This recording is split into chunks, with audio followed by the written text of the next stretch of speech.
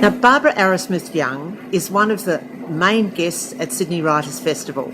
Welcome, Barbara, to Sydney. Thank you. Could you tell us about the challenges you had in your childhood? Starting in grade 1, I was identified as having a mental block because there wasn't even the term learning disability at that time. And really what I couldn't do, I couldn't read properly, I couldn't write properly, I reversed everything, I didn't understand mathematics. And I didn't understand language. That was really the profound difficulty. So when I would listen to people talking, I just didn't comprehend. I couldn't attach meaning to language. Almost like when I listened to people, it was like they were speaking a foreign language.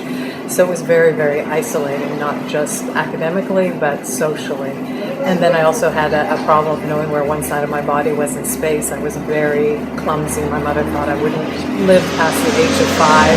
I was constantly having accidents and hurting myself, and then I also had a spatial difficulty, so I would always get lost. So I had a number of different deficits that made life rather hellish. Well, I think that's an understatement. Your book, The Woman Who Changed Her Brain, is selling really well all over Australia, I know, and at Shearer's as well. Can you tell us what was it like? When did you decide to actually do something about helping yourself?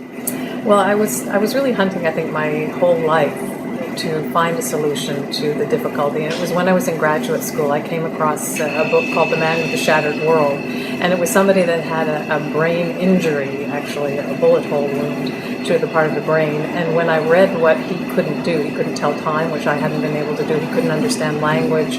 Everything that he described was exactly what I couldn't do. So then I realized it must be a part of my brain that wasn't working. So now I had an address, I had an understanding of what the problem was, and really to find a solution you have to know what the problem is that you're trying to solve. And then I came across a line of research coming out of Berkeley, a brilliant scientist named Rosenzweig, and he was looking at neuroplasticity, which is really the ability of the brain through stimulation to change, to grow neurons, to grow dendrites, to increase neurotransmitters. And he was doing this with rats. And I thought that humans must have at least as much, or hopefully more, neuroplasticity than rats. So I thought if I could take Luria's work, which was identifying what the brain does, and create an exercise to work my brain, maybe I could actually change it. And I created the first exercise with clocks, which it wasn't so important to learn how to tell time, but it was forcing my brain to process relationships.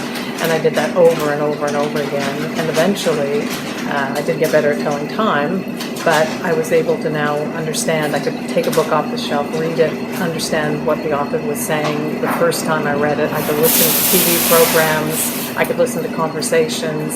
I could really understand my world, and I could participate and be part of my world, which I had never been able to do before. What that must have been so amazing for you. I mean, it just opened up everything, didn't it? It was exhilarating. It was like almost being on a mental high for quite a period of time. And then I decided if this had worked for me, maybe I could go back into the neuroscience literature, look at different kinds of problems, and create different exercises and help other people. And that's really what I've dedicated the last 30 plus years of my life doing. You are an amazing woman. Thank you so much. It's been a privilege to